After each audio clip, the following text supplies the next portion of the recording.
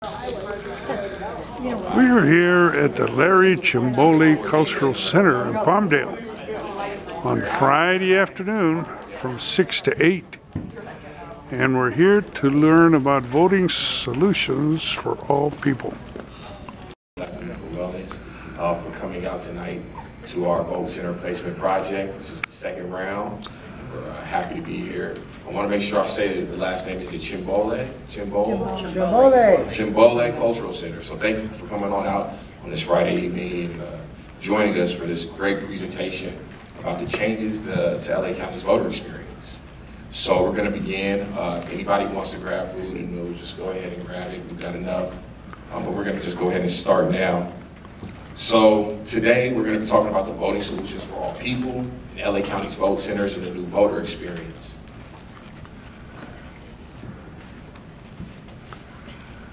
So today we're going to be doing the milk welcome. I'm being joined today by Laura Herrera from LA County.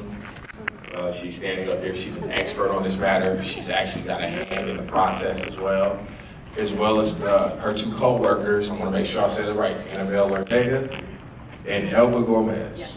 All right, so if you have any questions at any moment, just please hold off for a moment because I want to make sure I get through the information and I want to make sure we get you out of here on time, as well as we're pretty sure the presentation will answer most of your questions. But for those people who have those really good questions, those difficult ones, Laura and I will try to do our best to answer those questions throughout, all right? We're going to talk about the new voter experience, the vote center identification, and upcoming events as well. Again, I'm from an organization called Black Women for Wellness. We're a 21-year-old nonprofit working in the heart of South LA.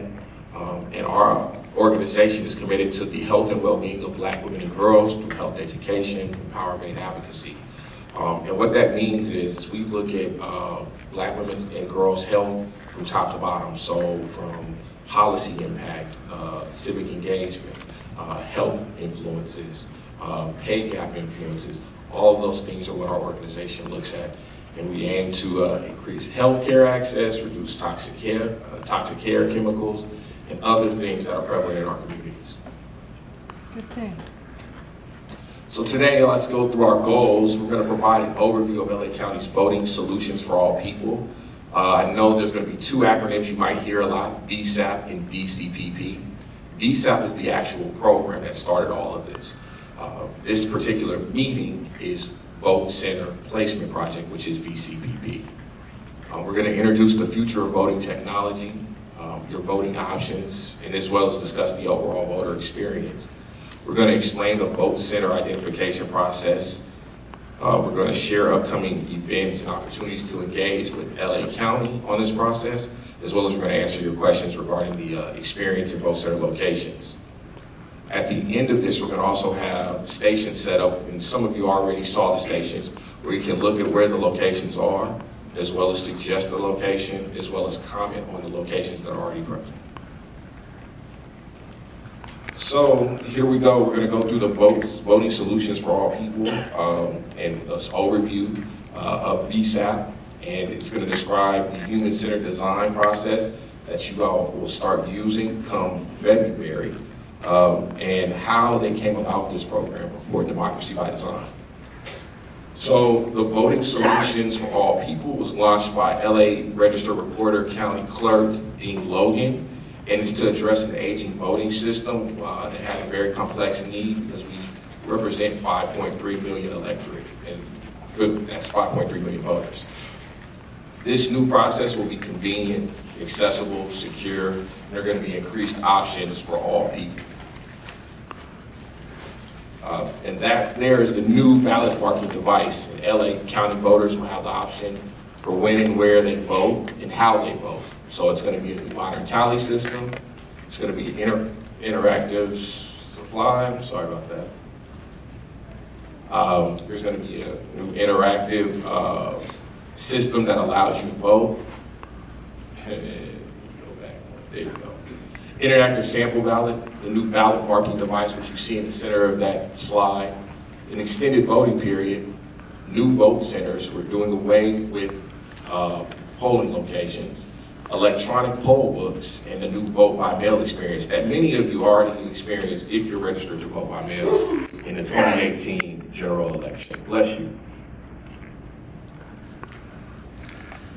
So, the Voting Solutions for All People, LA County partnered with IDEO, which is an organization out of Silicon Valley, Palo Alto, to create a voting system through a human-centered design process. And that's important to remember, because when you see the new device, it might seem awkward at first. However, this device was created for people with disabilities, people with visual impairments, all sorts of people, but so that everybody should be able to participate on level ground. The design of the system was driven by the needs of LA County voters. Again, it's a very complex voting base, and all the components of VSAP are publicly owned. And I want to state that because I know at our first round, people had questions around security. The publicly owned status means that you don't have to worry about your votes and your ballots and your devices being driven by corporate property. So you don't have to worry about using a new machine in a year or somebody selling your information, because that's not an issue in this new designing process. We're going to let you see a short documentary. I'm going to try to put the microphone closer to the speaker so everyone can hear it.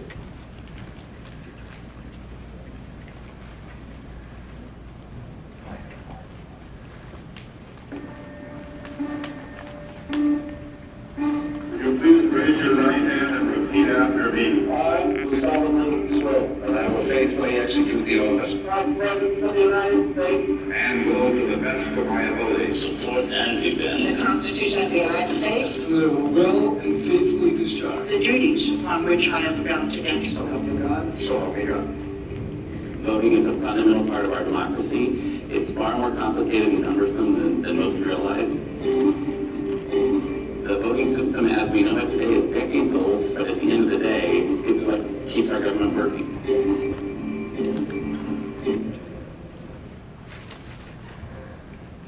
I apologize. I don't know why it keeps shutting off. Where this started was a desire to create a voting experience that has the ability.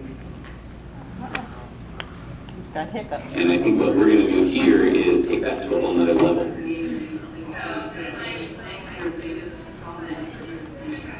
As always, I'm really excited to be here. We're on the home stretch of this major milestone in the project, and you all are the reason for that, because of the people that we brought together to make sure that we get this right.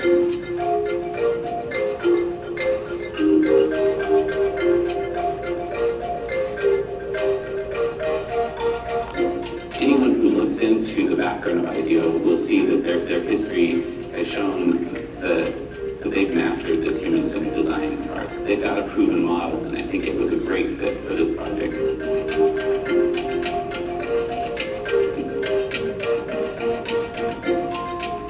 What we're doing in Los Angeles County is incredibly revolutionary, and Dean is taking a major risk.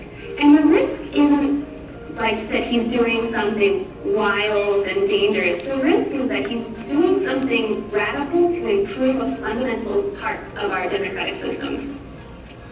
So there are no two elections that are alike. So I think in that sense they are messy, but I don't think they have to be as messy as they are today. I think that we have waited longer than we probably should have to try and design a system that fits more with the way things work in the modern world. As so many things in the public sector work, oftentimes you don't see those revolutions until there's a problem. And that started back in 2000 with the Bush v. Gore election. There was this rush to change the voting system then. I would argue that rush happened too fast, that nobody took the time to step back and look at it as a holistic problem. They looked at it solely as an equipment or a technology problem. What we're trying to do with this project is step back from that and say, well, we have a shot here to do it and do it right. Are you ready to bring your ballot? This is your last chance to go back and make any changes. What's been great about this project is that we have really pushed ourselves to free ourselves of the constraints of the current regulatory environment, the current technical environment, and the current even the current fiscal environment, and say, let's wipe off all of that from the table, and first let's figure out what a good experience ought to look like. Then we can go back and figure out what do do we need to change in terms of regulations? What do we need in terms of funding? And what kind of technology do we need to make that happen? And a lot of products you're designing for most users. For this voting machine, we're designing for all voters.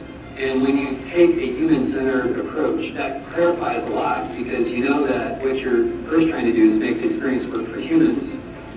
And once you know what humans want to do, that clarifies what the technical approach should be. And in certain cases where we need to push back on policy, because policy is at odds with what voters actually want. When we started this project, we started with about 42 hours of interviews with subject matter experts from all over Los Angeles. And they talked to us about all of the regulations that we would have to comply with in order to design a voting system. And we made a list of 868 design issues that we would have to be in compliance with, design constraints. We honestly thought, there is no feasible way to get through all of the constraints of this project. Some of them are going to have to fall by the wayside. Some community is going to lose. Let's try a little bit bigger. This is exactly why we're here, because we need to learn about what needs to be there. We spent a lot of time with people who are living with really severe cerebral palsy, so very little fine motor and gross motor skills. And what was the most easy thing for them to use about? Touchscreen. So we found all of these moments where the same tool worked for incredibly disparate communities, and one simple, easy design actually made the whole thing more delightful for everyone. When you take the needs of somebody who has access challenges and you figure out a solution to make voting easier for them, oftentimes that also makes voting easier for everybody. One of the things I think that is different about this project is that we were focusing very closely on certain types of users whose access challenges were not well served by the typical way that you would approach with the touchscreen voting. And we put a lot of effort into making an experience that works great for them. Is it very important for me to vote? Absolutely. If we don't vote or exercise our democratic muscle, it's going to atrophy. So. Challenges. Can I get in here? Maybe. Excuse me. Pardon me. Do you have IncoVote? Accessibility, I think, is probably the best example, because people with multiple types of disabilities are all going to be able to vote, not on some special piece of equipment where they have to go to a separate corner of the polling place and vote and kind of be on display themselves, but they can go to any device, and that device will adapt to the individual needs of that voter. And I think that's going to fundamentally change voting. When people go to vote, they don't expect the situation to be perfect. They don't expect it to be like Disneyland, but they do expect to see that our voting machine and our voting system has been sensitive enough to consider some of the really simple human truths about Los Angeles. For example, it should be multilingual like Angelinos are. It should fit people of all sizes like Angelinos are. It should work for someone who's 18. It should work for someone who is 118. And so a lot of the ways that we learned how to design the system wasn't by designing something that was perfect for everyone, but something that respected the basic human nature of every person who's going to come into the center. And I think that people really recognize when you've taken the time to design something for them. We're trying to do this in a manner that results in a publicly owned, publicly operated system. Nobody's done that in the voting environment before. Most voting systems are proprietary, privately owned companies that sell voting equipment for profit. We're trying to break that mold. We're trying to do this in a way that expands that market rather than shrinking it.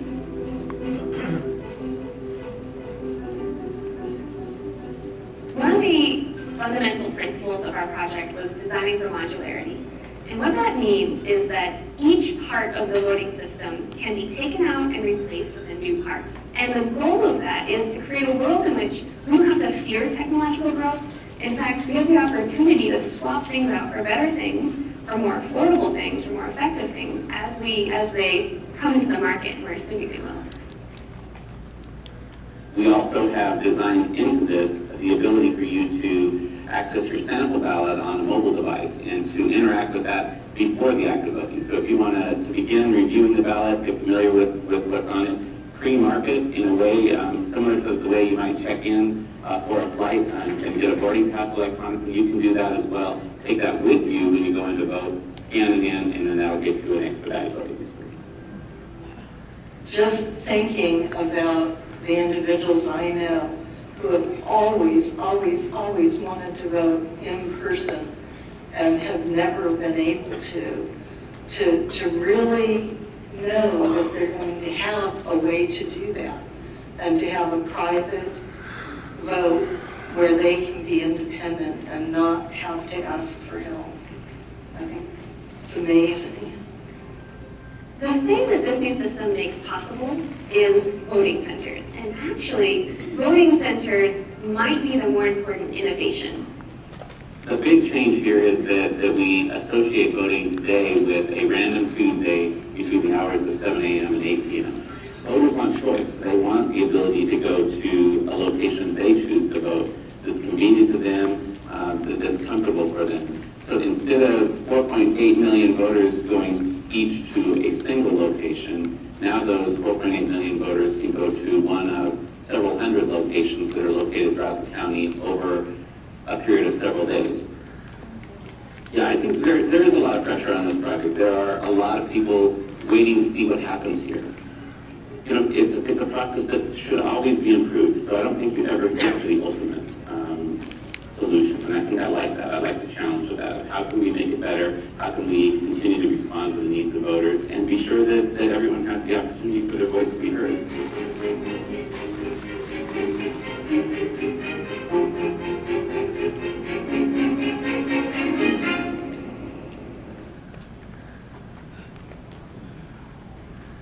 All right, I hope everybody thought that was as cool as me. So, kind of recap, the new voter experience is going to discuss the new technology, flexible and expanded voting options, as well as LA County's vote centers.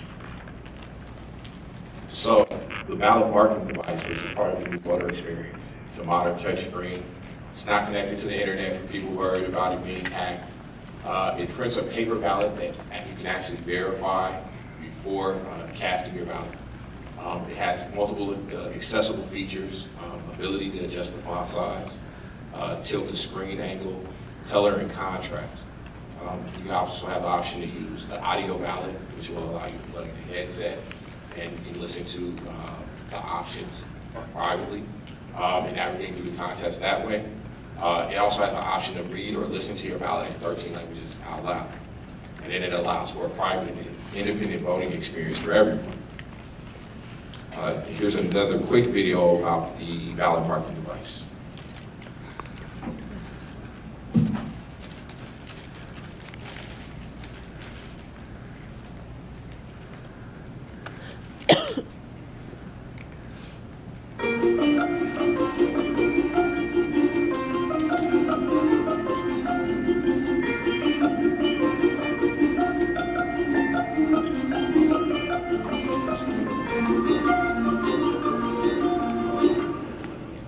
Put it on the big screen.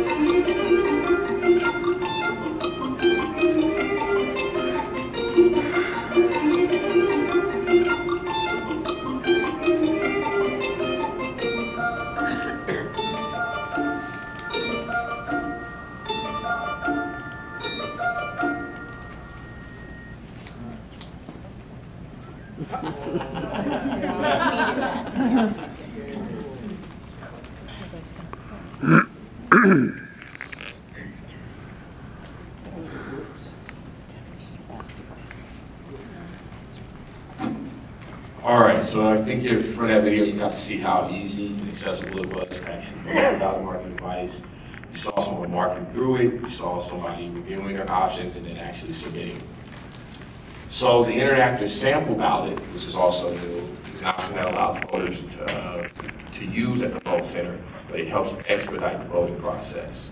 And it allows the voter to mark their sample ballot on a mobile device or a computer at home or anywhere, and access a,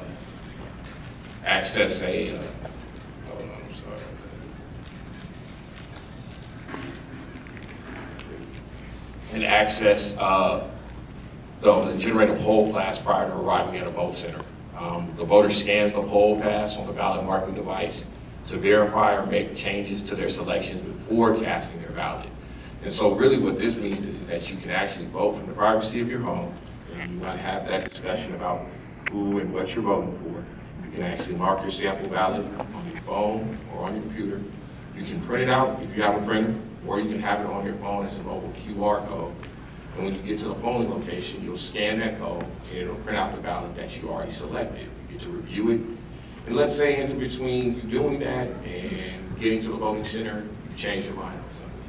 You don't have to cast that actual ballot. You actually can go back and change it at the actual voting center.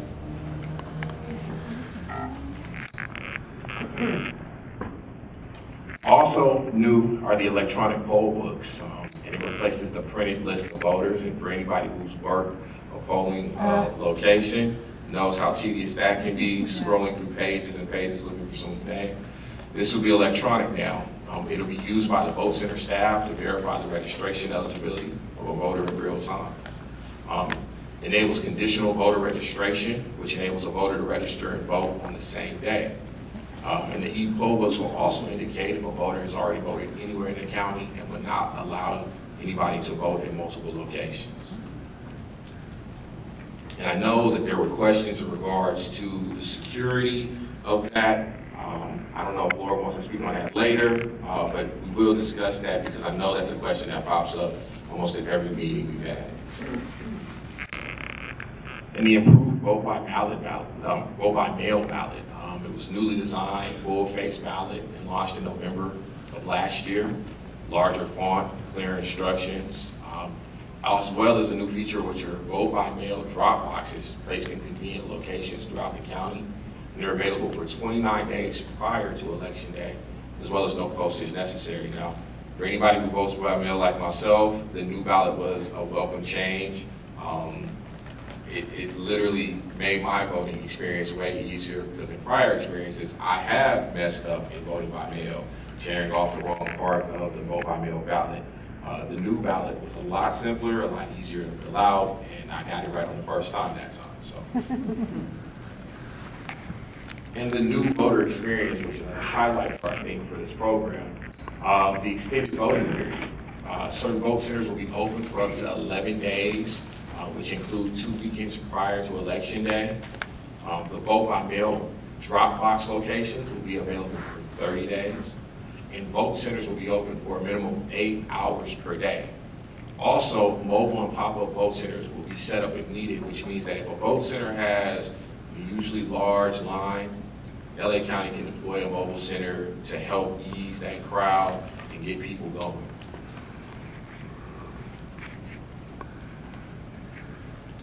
LA County vote centers. So we're going to have 1,000 conveniently located vote centers near your home, work, schools, etc. So where you work out, where you exercise, where you go to work. There's going to be vote centers nearby. It allows voters to cast ballots at any vote center in the county. It allows for voters to register and vote on the same day, as you saw with the poll books. And they may be located in a variety of facilities, including public buildings, workplaces, places of worship, and shopping centers. And just to highlight that number, 1,000, this came about because of the Voters' Choice Act.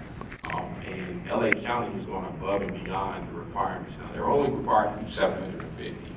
But for this first go-around, they're going above 25%, which is a huge number when you think about it, I'm sorry, 25, it's actually 33%, to 1,000 vote centers And these 1,000 vote centers are what you're going to be examining. When you see that map over there, it's about 1,000, 2,000 on there, but they're going to whittle down to the last 1,000 now. And again, it's going to make voting a lot more accessible for everybody. Here is one more video about the LA County vote centers.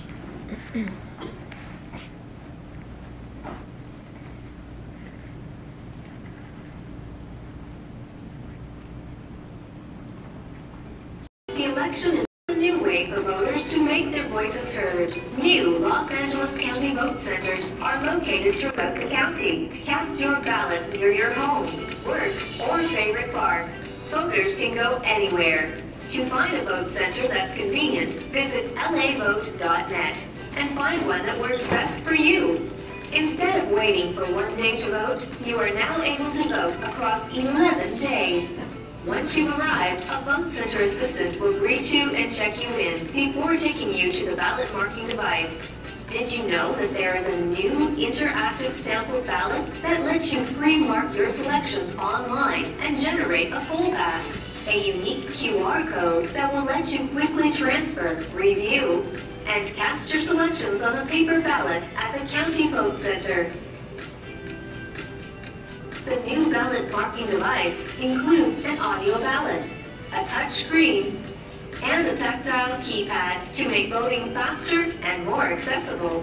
You can also select your language, change the font size, and adjust the contrast for easy viewing. Then, after you make your selections or scan your poll pass, you can review your ballot to verify your choices and cast your ballot by feeding the paper ballot back into the ballot marking device. There's no need to give your ballot to a vote center assistant. You cast it on the same device. Welcome to the future of voting in Los Angeles County. Fast, convenient, and easy. Go to vsap.lavote.net to exercise your right to vote and let your voice be heard.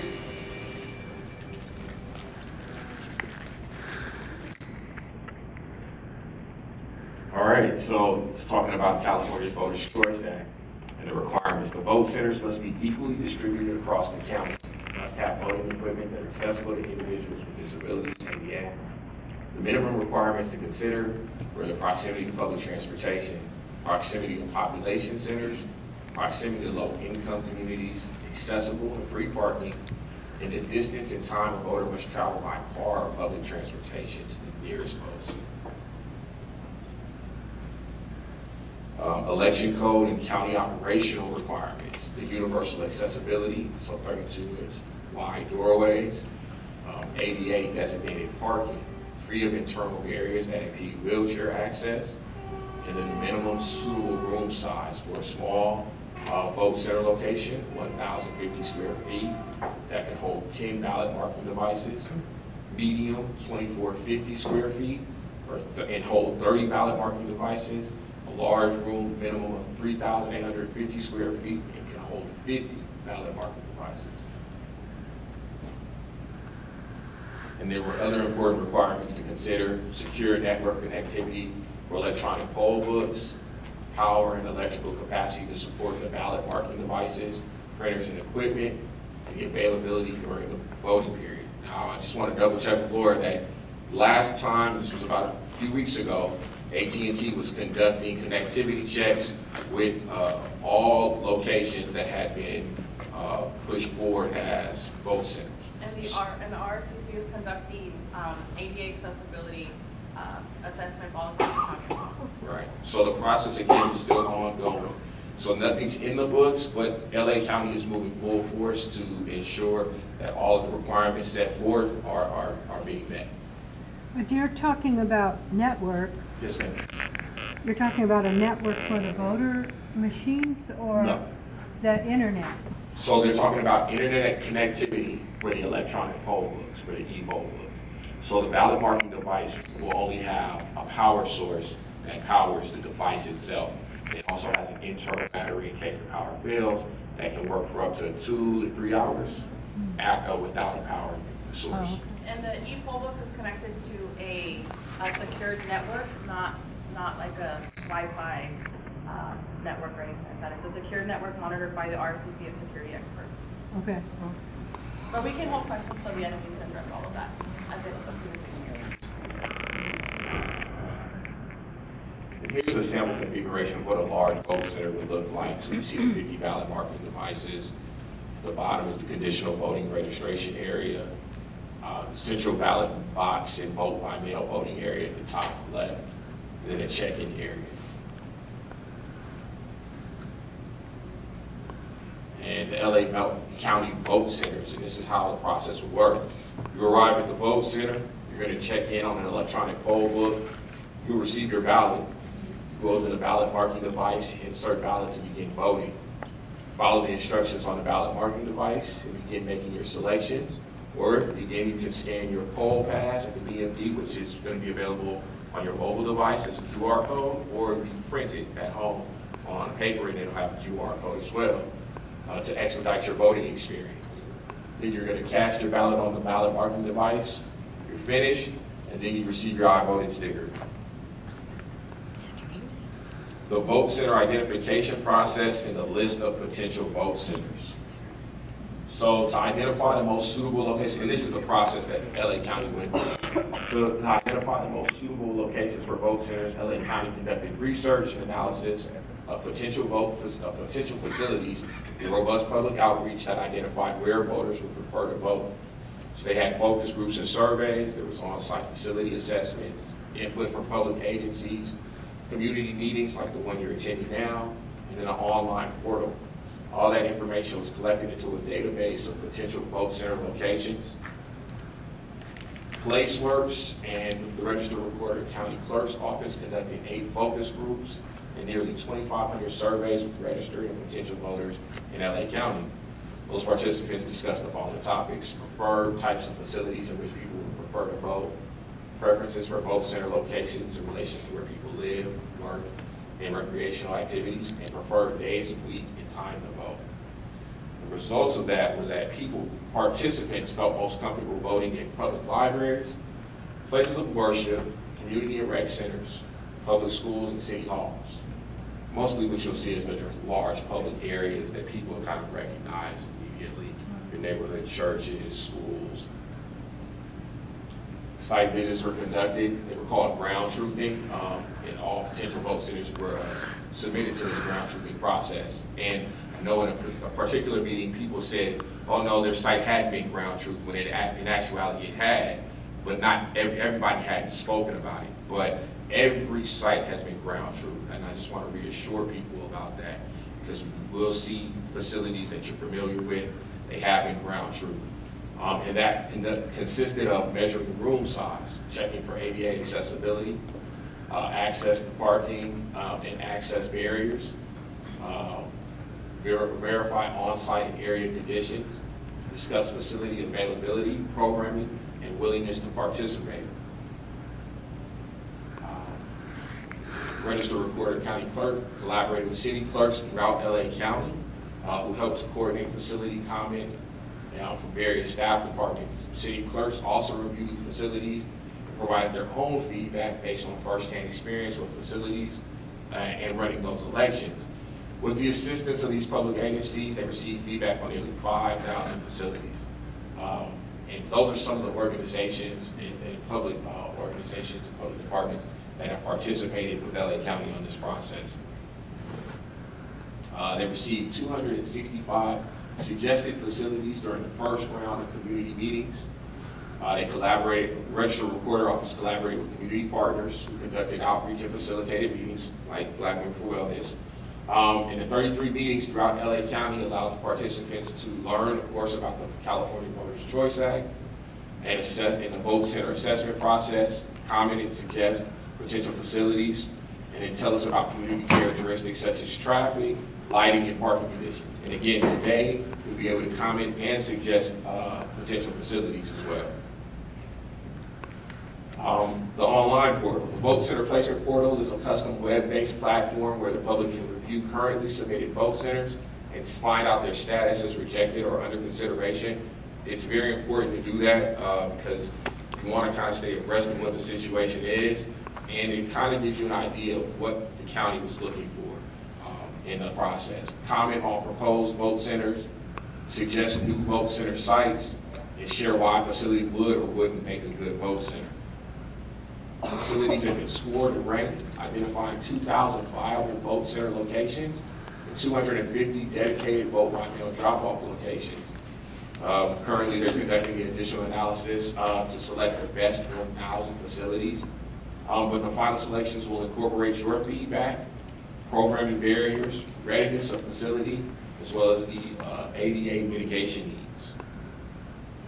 And that map is what you're seeing over there of the 2,000 potential vote centers countywide. Here is where Palmdale and Lancaster's vote centers are. Again, I'm sorry for the small size of the map, but there are 46 potential vote centers in Palmdale. And here goes, here go a list of, no, that's not. Your slides for Acton, Aguadose, Library, as well as. You got out in Quartz Hill.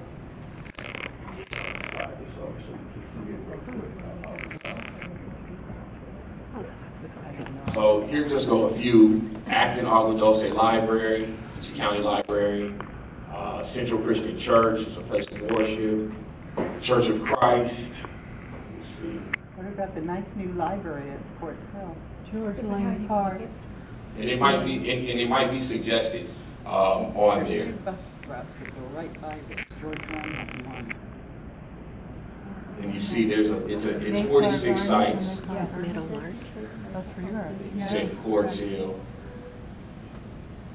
So I don't see Quartz Hill. And again, you can suggest that today. Well, you So it's not. passed one. Mayflower Gardens is in Mayflower Gardens is there. Yeah. Hey, Yeah. And George Lane Park. Here, what if you go by one, just so that Okay. people can see it? Here we go. Right. George Lane Park is Quartz Hill Library. So if you, for example, if you won't see Quartz Hill Library, you write it down and suggest it. And also make sure why do you think it's, because you said it was 2 bus routes. So that's something important to suggest as well. And so you see Acton Aguadose Library, Aguadose Women's Club, Anna Verde Hills Elementary School, Antelope Valley Church, Antelope Valley Mall Shopping Center, Boulevard Community Church, Central Christian Church, Church of Christ, Church of the Nazarene, Community Presbyterian Church, Desert View Elementary School, Esperanza Elementary School, George Lane Park, Grand Ballroom, Greg Anderson Academy, High Desert Regional Health Center, Hope Chapel, Joshua Elementary School, Lancaster Baptist Church, Lancaster City Hall, Lancaster Commerce Center Shopping Center, Lancaster High School, Lancaster Library, Lachine French Cuisine, Legacy Commons, Living Faith Church, Lutheran Church the Master, Mariposa Elementary School, Mayflower Gardens, Meadowlark Elementary School, Museum of Art and History, Ocotillo Elementary School, Palmdale City Hall, Palmdale Learning Plaza, Passion Christ Church, Paiute Middle School, I believe. Paiute Middle School, South Valley Worksource Center, Summerwind Elementary School, Sunnydale Elementary School, Valley Central Shopping Center, Valley View Elementary School, Vasquez High School, Westwind Elementary School, West Side Union District Office, YMCA, Antelope Valley, the Stanley Kleiner Activity Center, Yuga Elementary School. Yeah, I apologize. So those are the 46 area locations for Palmdale, Lancaster, potential locations. How were those determined as far as location? You've got people way west and way east. I mean, we're talking 30 miles probably, maybe 15, 20 20 miles to the closest voting center from my area. Okay. To one of those. So again, it was based also on population density as well. So population density, especially in an area like Lancaster, Palmdale, is going to be one of the bigger determinants. And I understand that for some people it's going to be a travel distance. And we've got a lot of people in our area that don't drive. Right. So now we want to know, how do we get them to a voting center? However, there are probably going to be voting centers that might not be in this focus area, in a surrounding focus area that are closer to you. I'll address that at the end. Okay. So she's going to talk to us specifically about that point. The facility recruitment process. County staff is conducting a comprehensive assessment of facilities, including accessibility, electrical capacity, and network infrastructure. There's an ongoing vote center suggestion process. Again, we're encouraging you to fill out the cards today. The vote center identification will be an ongoing process in every election, and the public is encouraged to be involved in this process of finding the most viable and accessible locations for the 2020 elections and beyond. And here go the next steps. To provide comments and suggestions for potential vote centers and locations, you can either leave a card today, as well as you can go on the website and the online web portal. I think there was a quicker web portal, which was vsap.lacounty. vsap.lavote.net. Okay. .lavote.net. And you can also visit placeworkscivic.com/project/LACO-VCVP. But I think the easier one is vsap.lavote.net. And you can also email your suggestions and comments to Vote Center at rrcc.lacounty.gov. I believe those go directly to Lauren and her coworkers as well. We're going to discuss some upcoming events, how you can stay involved in this process. To give people an opportunity to experience the ballot marking device firsthand, LA County is going to be hosting a mock election September 28th and 29th. The mock election will allow the public to interact with all new technology, and it'll be held through 50 vote centers throughout LA County. And then they're going to have demo centers that open up in October 2019 and run through January 2020. And these are simulated vote centers where the public can see and interact with the voting equipment. They'll be open on weekdays and weekends at various locations throughout LA County.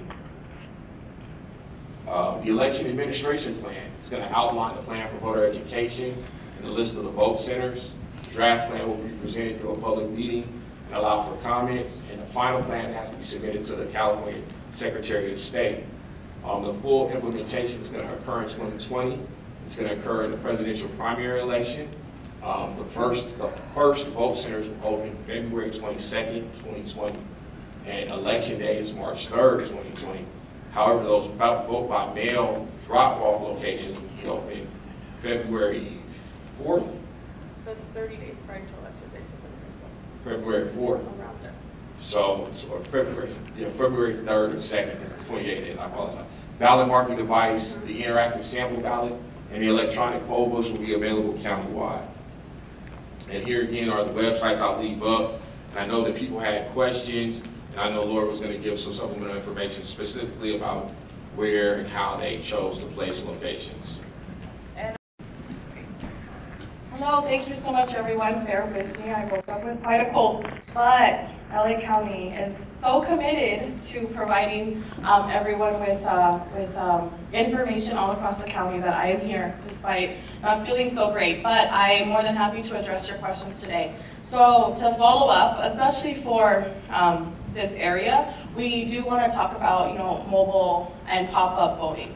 So the bare minimum of the requirements that we looked at was data sets, and some of them did include population density, but we also looked at 18 other data points, especially isolated populations. And we do want to provide people with vote centers. So if there was, in our ground truthing and our on-site assessments, not a vote center that would meet the criteria, LA County has the ability to do mobile and pop-up vote centers. And so we're finalizing what that looks like, but I can give you a high-level thought process of what that might look like. So it's about 3 different types of mobile vote centers. So one where it's a mobile unit that can come and set up for a day, an entire day, and we would do large-scale outreach to let people know that we will be there on specific times and specific days, where people can apply, facilities can apply for mobile voting ahead of time, and we can release an application ahead of time for people to apply, so that can go for an isolated community or an event. If there's an event that's happening during the voting days, that would be a great place to showcase mobile voting, like a farmer's market or like a community event. We can bring that during those days if they're within the voting period. We also have the ability to send a unit with a canopy and do in an emergency situation or in a rapid situation. The system is very agile, and we're able to set up in quite anywhere, so we have the ability to do that. And then for facilities like independent living centers or senior homes, we have the ability to do what we're calling flex voting. That name might not be the same as we're calling it now, where we can take a unit or 2 and have members of the RRCC set up a small vote center operation where people can vote if they're unable to go to a vote center if they don't drive. So that's part of what we're trying to do to eliminate the barriers. If there aren't vote centers that can be open for what's mandated by law, the full 11 days or the 4 days, depending. So we're figuring out that model now, finalizing those logistics, and then come November, December, January, we'll have that application process so that people can let us know. And so what's really great today, you can suggest vote center locations that are within this area that would work for a vote center, a traditional vote center, but you can also give us suggestions for those mobile and pop-ups. So if you know of a community event that this can work really well in, that's great information for us to know. If you know of an independent living center or another facility that this can benefit from mobile or pop-ups, that's also really great for us to know. So we really love those comments and suggestions too. And then we also want to think about voting, not just where we live, because now LA County has the ability, or LA County voters have the ability to go to any vote center, not just their specific precinct. So we have binders with the complete database of the 2,000 potential vote center sites here today. You can also find them on the website on vsap.lavote.net, vsap.lavote.net. But if you wanted the specific list, we can coordinate with Leon and Black Women for Wellness, especially if you signed in. And if you want to, we can provide you with that list of the list that you saw there with the 46 potential vote center locations. And I know that you had a question about the security, correct? So like Leon talked about, the ballot marking device is not connected to any network. It's not connected to the internet. And they're also independent of each other. So if there's 2 ballot marking devices sitting next to each other, signed next to each other, they're independent. And so what's really great is the voter is the only person who goes through the voting contest, reviews their ballot, multiple times, so they can review it on the screen and change it at that time. It's also printed out, and before you cast it, the voter verifies it one more time, and then it's inserted directly into the integrated ballot box. And so with the poll pass that Leon also talked about, that's a great way to expedite the voting process, but it's just an option. And it works just in the same way as a sample ballot, where you're pre-marking it before you go to the vote center. And then when you scan the poll pass, it takes you directly to the review screen, but you still have to verify it before it's inserted. And everything is still maintained by a paper ballot that's transparent and audible, and that is what is counted. No personal information, voter information, or votes are on the ballot marking device itself. It's just taking basically a running list of how many ballots went in that day for ballot accountability, but it does not retain any information. And the e-poll books is the part where we need to look at network connectivity, because there will be a secure network. It's not like we're logging on to a Wi-Fi connection and that's how we're hopping on and connecting the voter database. It's going to be a very highly secure network that's monitored 24/7 by security experts that are working at our headquarters in Norwalk, but also security experts that we're hiring to maintain the integrity of that connection. So I think I answered the 2 questions to follow up on, and so I'll go ahead and take questions on board.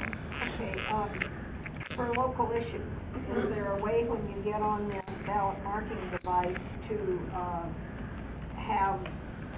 say where it is that you live so that you can get these local issues that isn't countywide? Oh, so what's really great about the ballot marking device and the e-poll books really is that this is possible because when you give your name and your address, it'll pull up your specific ballot type that you're eligible to vote on. So you will not be getting, if you live in Palmdale but you happen to be in Culver City for some reason, you will not get those ballots. You'll get your specific ballot type. So you'll get your contest. That is the magic of the e-poll books. It prints out a QR code that tells the ballot marking device what ballot type you're eligible to vote on, and that's the ballot that you go through. You're not sorry. No, go ahead. So you're not assigned a polling location? You can go anywhere? 100%. Yes, you can go to any vote center and for any day during the voting period. Wow, yeah. Cool. So I saw a hand up here and I'll go. Yes. This is kind of a little bit outside the box, but 11 days of voting and they're going to be at public schools. My concern would be, is there going to be security? A lot of strangers coming in and out of the school area, and that's disrupting. So is that going to be addressed as well? So that's not a necessarily out of the box question. We are working directly with public schools, especially. That's probably one of the biggest jurisdictions that have a lot of security concerns, physical security.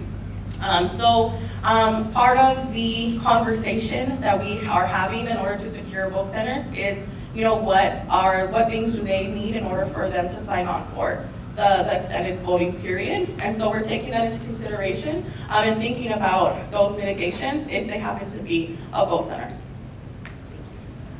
Are you still going to have inspectors and, volunteers from the community? I've been an inspector for 6 years, and I've had a couple of my poll workers ask, are we going to be working? So, yeah, so staffing is one of the, if you would imagine, one of the biggest things that we think about, and we're finalizing that plan right now.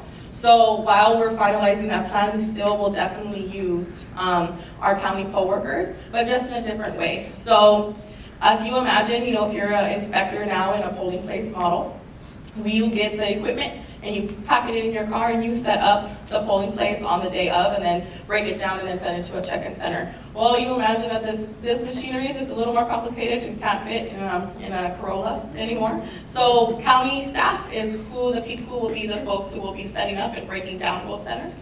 And then in terms of the different roles, we're also finalizing that as well. We're imagining that county staff will take on that managerial role. So that inspector role will be in a county staff person. And then we're thinking about temporary employees because we're not just thinking about one day anymore and 1 day, 1 stipend. We're talking about multiple days and different levels of roles and responsibilities like a check-in clerk or a line monitor or a BM ballot marking device monitor, people who can help people if they happen to have questions while voting. So there's different roles and responsibilities, and so we definitely still will have roles that would be great and optimal for county poll workers.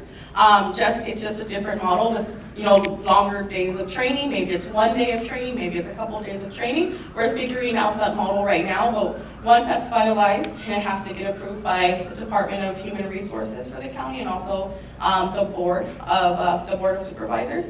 We will do a lot of outreach in order to onboard and hire the election workers. So stay tuned for all of that information and how we're going to pay and how we're going to invite folks, because we still definitely will rely on the community poll workers because they do know that area and provide a lot of great service it will still provide a lot of great service in the vote centers. Sure. Can you explain the difference between mobile and pop-up? So mobile is what I was talking about in terms of a mobile unit would be, it's called a biz box is what we're looking at for a model where it looks like a very cool standing unit where you can transport it by truck, and it's fancy, and people can go into it. We're looking at procuring something like that. It just hasn't been finalized. So that's something that can be there for a day or a couple of days or 3 days, because there's more of a physicality to it, if that makes sense. And then a pop-up is more like an emergency situation. If something happens and there needs to be troubleshooters, we have the ability to do a pop-up vote center on an emergency basis under a canopy, or the ability to do set up voting for a couple of hours or a day for a smaller group of people. So a mobile unit is more of the permanent or semi-permanent model, and then the pop-up is more of an emergency model. What do you mean, like an RV where people go into that unit to vote, or is it outside? So we're finalizing that right now. So that's how we're thinking about it right now. But they'll definitely will have what exactly we're thinking about by the mock election. Because the disability people would have a... For sure, it still definitely needs to be ADA accessible, which is why we have those other ways for people to vote. And then I have another question. Sure. Unless someone else is waiting. No, you're coming around to. Okay, my idea, what I've heard you say, and please correct me if I'm wrong, we no longer have a paper ballot box. Each one of these kiosk little things that everybody walks up to vote on now has a ballot box of its own. Yes. And that's where these ballots will go. Now, they're not being transferred over the internet immediately. They're being boxed just like they were the old way. It's still a paper ballot. And there's still a central ballot box in a vote center. So each ballot marking device has an integrated ballot box where the paper ballot goes directly into that ballot box once it's cast. But if somebody wanted to insert their ballot in an envelope and put it into a central ballot box, or if you have your vote by mail ballot and you wanted to put it into a ballot box, a central ballot box, that will still be in each of the vote centers. And it's basically more on the idea of the old touchscreen voting that we had back early 2000? Because what you're saying is a touchscreen there that you interact with? So no, so that model is what they call that's more electronic voting, a direct recording equipment. It's DRE. It's still, that was a non-paper based system. So this is still a paper ballot. You're still producing a paper ballot. It will print it out. It will print it out, and that's what will be inserted. And it's depending on your level of accessibility. I know we focused a lot on the touch screen, but if you were visually impaired and couldn't use the touch screen, you could also use the audio ballot and the keypad, and you have the option to turn off that screen so that people can't see what you're voting. You also have the ability to use the audio with the touch screen if you wanted to have that as a guide as you moved along, or you can use the keypad and the keypad and the audio. So you customize your voting experience based on your level of accessibility, and that's why you can tilt the screen, or you can adjust it for height, or if you want it to be seated, or if you're in a wheelchair. Or you can essentially, you can even plug in your own audio headset if you didn't want to use the ones that are on the ballot marking device. So it's that customization of the voting experience, which is really great, where everyone will use the same machine instead of having to use a different machine, depending on your level of accessibility. And you had a question? Thank you. So the votes will be counted when they're cast. They're still going to be counted when the paper one is traveled, wherever you send it to Norwalk or wherever. Yeah, so no votes are counted or tallied until 8 p.m. on election day at Norwalk headquarters. So although the ballots are cast even through the 11-day voting period, they are not, they're being transported every day safely and securely with many chain of custody steps along the way. And once they're in the Norwalk office, they can be pre-processed so that on 8 p.m. on election day, they can be tallied quickly. But no votes are tallied until then. Oh, I was just on the 11 consecutive, is it consecutive days? Yes, So 11 consecutive days. Saturday and Sunday? 100%, yes. And you had a question? I had two questions. The first one is, just as a fast flyby, somebody mentioned 11 days or 4 days. And what is the 4-day one? So the voting period is 11 total days. 250 vote centers will be open for the total 11 days, with a ramp up of additional 750 targeted open 4 days. So then for the 4 days prior to election day, all vote centers will be open. And a follow-up to that, then what percentage in each area will be open for 11 days? So we're mandated to do 250 throughout the county of Los Angeles. So it's a percentage of the total vote centers. Which we go by population? So yeah, so we're figuring out the metrics of we're doing the accessibility now to determine the sizes. So we're thinking that the 250 will be those large vote centers, so we have to go through those processes to figure out which ones they are. And then we're also figuring out availability. So we have to work directly with the facilities for those specific ones that are going to be open for the total 11 days while using the data sets to make sure that there are no empty pockets. Okay, you got a question? Will there still be? Oh, sure. Will there still be curbside voting? So that's an excellent question. So we, the Register Recorder's Office had to institute curbside voting because many polling places are not accessible. Do not have ADA accessibilities. A lot of them are like they can be garages, they can be laundromats, they can be a polling place at the top of a hill. And so we instituted curbside voting as a way to mitigate those issues so that people could call a number and then have someone take a ballot to them and then submit it that way. And so all vote centers have to be ADA accessible. If they're not, then they can't be a vote center. But we don't want to take that away, so we're trying to figure out how we can do that. And if it's necessary, especially so in the beginning, we're figuring out how we're going to institute curbside voting, but we think that the amount of people that need it or will request it will drastically lower just because of they're a lot more accessible and the equipment is a lot more accessible as well. Okay, question over here on this side? Yeah, I was just wondering if it's in Braille too. So yeah, so the keypad itself has Braille indentations, and they can use voters can use the audio to navigate the voting process, and then even the ballot itself. It has to be inserted in a one. There's only one way to insert the ballot for it to read the QR code. So the ballot itself has a corner cut, which is an additional accessibility feature, so that the audio will tell the voter to insert it where the corner cut is, and then it will be fed right into the paper path. And we did a recessed paper path as well, so that a voter can feel exactly where to insert the ballot. Very well thought out. I have to say how impressed I am. My heavens. I have a very specific question that I mentioned to you before about people who have, and yet in the state of California, the parties can choose to have open primaries. So the very first time we try and do this a new way, it will be a primary. And so those people who have not designated a party preference but would like to vote, say in the Democratic primary with a cast of thousands, would have to request that ballot beforehand under our current system. How will they do that under the vote center system? So it's going, oh gosh, I need water. Hold on just a second. I lost my voice. There, I'm coming. Does she try to? We are implementing this during the California. Originally, we were supposed to have this in June of 2020, and it's moved up to March of 2020. So in the current model, sorry about that. In the current model, you're right. So if somebody needed to re-register, they would have to do it within 15 days prior, or they weren't able to vote using the party preference that they desired if it was after the 15 days. What's really great about this new model is they can do conditional voter registration in the vote center.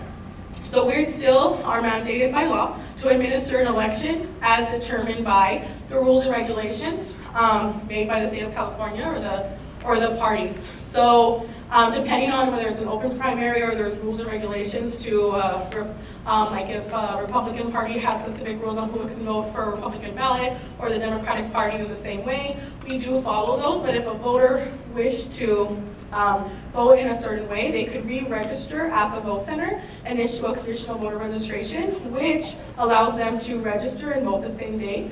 But their voter registration still needs to be verified. So that verification process, our goal is to make it instantaneous, but if it's not, it will be verified at our Norwalk offices. So it won't be counted until it's verified for eligibility. Thank you.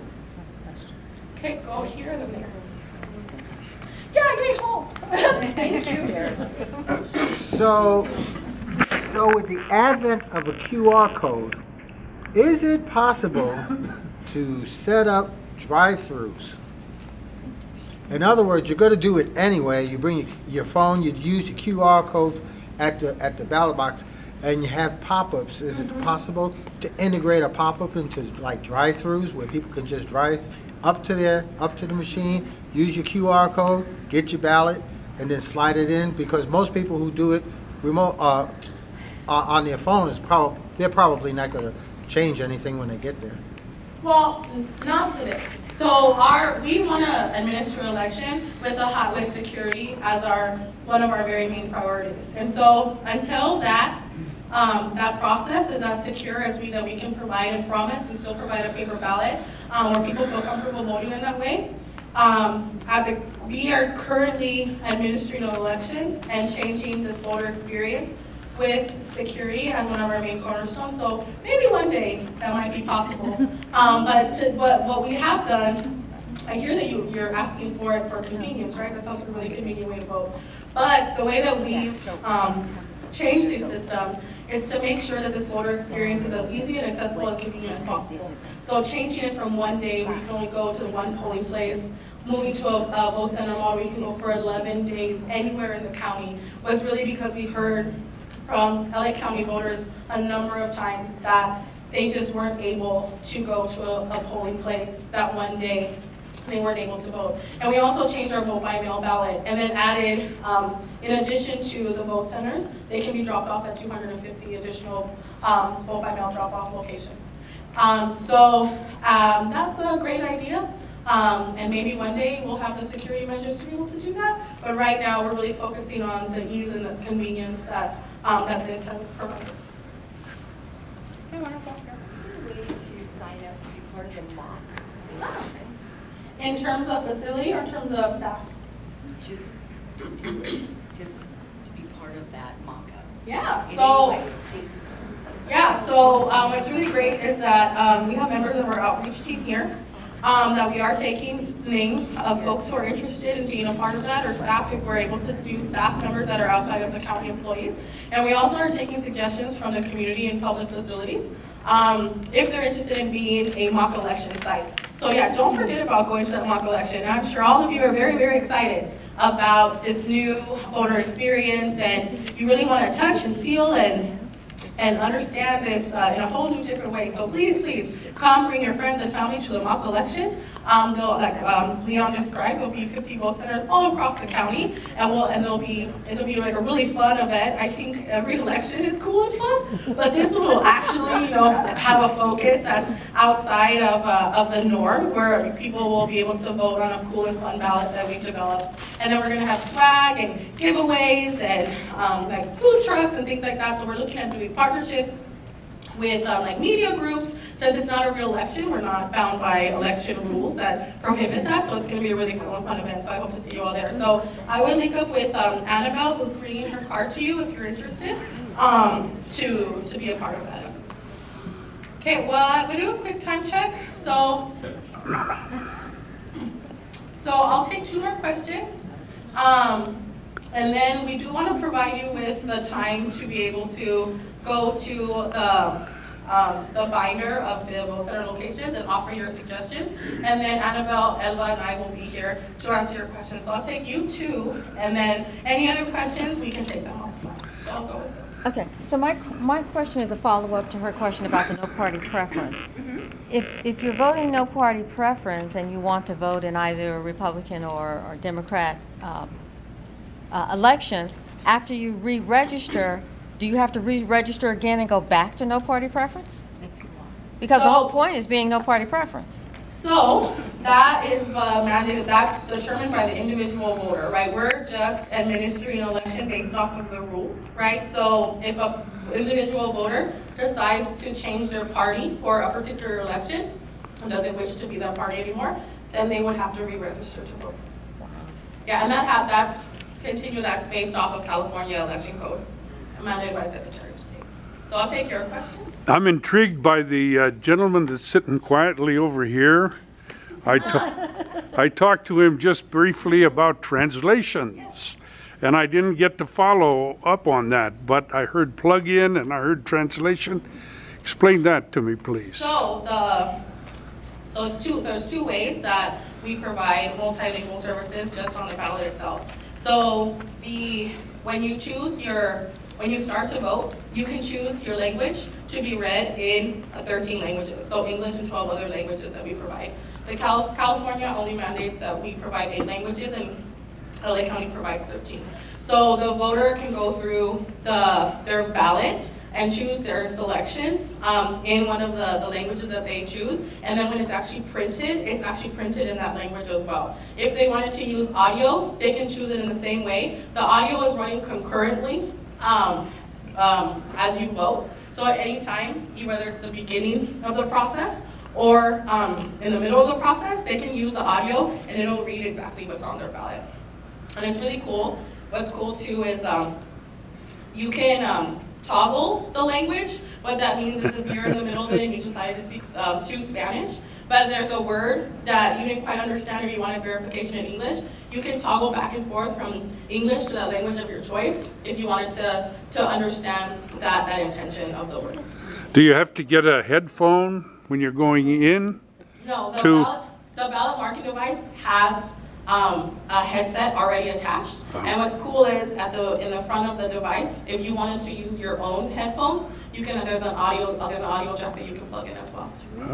Good. And just so, yes, we have translations for the various meetings. If the meeting, its focus area, if it reaches a certain threshold, we would provide languages. And so these meetings, as stipulated by the California Voters' Choice Act, we have to provide language services in 13 languages. So in some meetings, we provided Thai, and some meetings provided Tagalog or Hindi, Russian, Farsi. So today, we offer Spanish translation services if someone needed that.